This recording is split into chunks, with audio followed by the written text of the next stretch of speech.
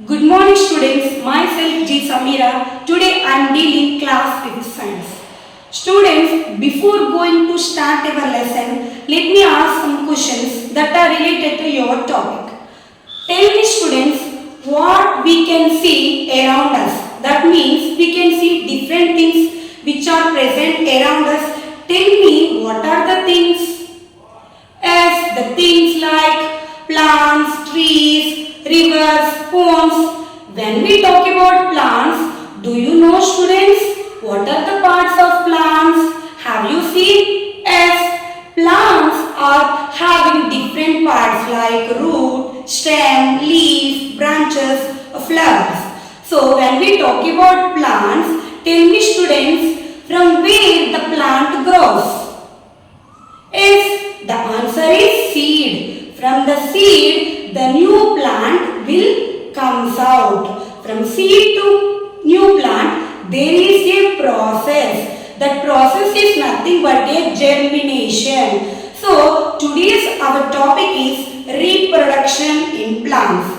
Tell me students, what is our topic today? Reproduction in plants. So, what is reproduction? Do you know what is the definition of reproduction?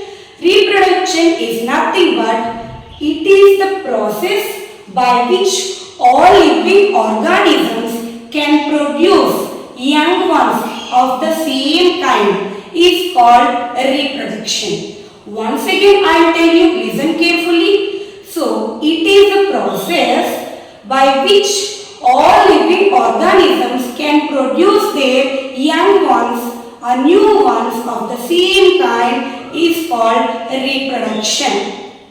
And it is of two types. It is of how many types? Two types. What are those? First one is sexual reproduction and the second one is asexual reproduction.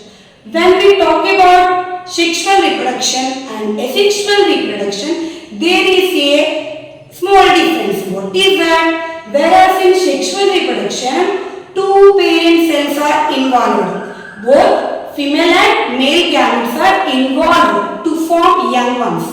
Whereas in asexual reproduction, only one parent cell involved. Either it may be female gamete or male gamete. Understood children? Okay. Then go for the next topic, that is pollination. What is pollination? Do you know students? Very simple definition. The pollination means transfer of pollen grains. What I told you? Transfer of pollen grains from anther to stigma of a flower is called pollination.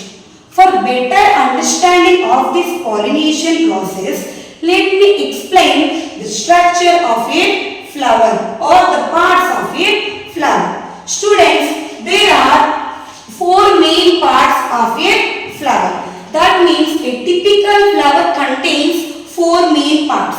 Let's see what are those. The first one is sepal or calyx. The second one is petal or corolla. The third part is stamen and the fourth part is pistil or carpel. Understood what are the four parts? Once again repeat: sepals, petals, stamens and carpel. These are the four main parts. Let's discuss more about these parts. What I told you. So here students tell me, what is this stalk-like structure? This stalk-like structure of a flower is called pedicel. The stalk-like structure is called pedicel. So this swollen part of a pedicel. This is the pedicel. So this swollen part of the pedicel is called thalamus. What we call thalamus. So the first part is what? Sepal. So what is the first part? Sepal. This part is called sepal. So on either side of thalamus, these leaf-like green colored leaf-like structures are called sepals or calyx. Then what is the function of these sepals? When we talk about function, the outer protecting layer of a flower. Sepal is the outer protecting layer of a flower. So what is the function? it protects the flower during in bud stage only. When the flower blooms, these sepals curve. During bud stage only, these sepals protect the flower. Then go for the next part, that is what? Petals or corolla. What are petals? These bright leaf-like structures. These bright leaf-like structures of a flower are called petals or corolla. Then what is the function of the petals? The function of the petal is to attract pollinators. Pollinators is nothing but insects like the honeybees, birds. So here the work is what? What is the function of the petals? To attract insects. Then we go for third part. The third part is nothing but a stamen. What is the third part? Stamen. This part is called stamen. So stamen is divided into two parts. What are those? The first one is anther. The second one is filament. You can see here this lobe-like structure is called anther, and this long slender tube-like structure is called filament. Both anther and filament together we call stamen. Stamen is nothing but a male part of a flower. Tell me students, what is the male part of a flower? Stamen. Right. Then go for the fourth part, that is what? Carpel. What is the fourth part? Carpel. These carpel again divided into three parts. What are the three parts? Stigma, style and ovary. Stigma, style, ovary. These ovary contains ovules. Ovules produce female reproductive cells. So here I told you this part is called anther. So anther contains pollen grains. That means inside the anther pollen grains are present. These pollen grains produce male reproductive cells. So here the fusion of male reproductive cells and female reproductive cells to form a zygote is called.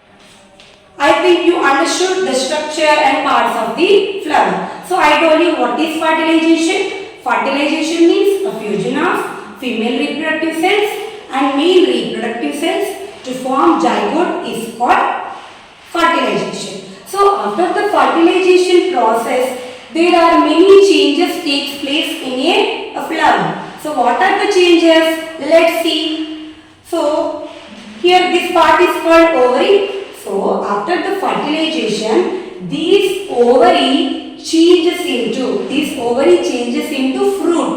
Inside the ovary, ovules are present. That ovules are changes into seeds. That means this ovary becomes fruit. Inside the ovules becomes seeds. This is the process of fertilization. Thank you.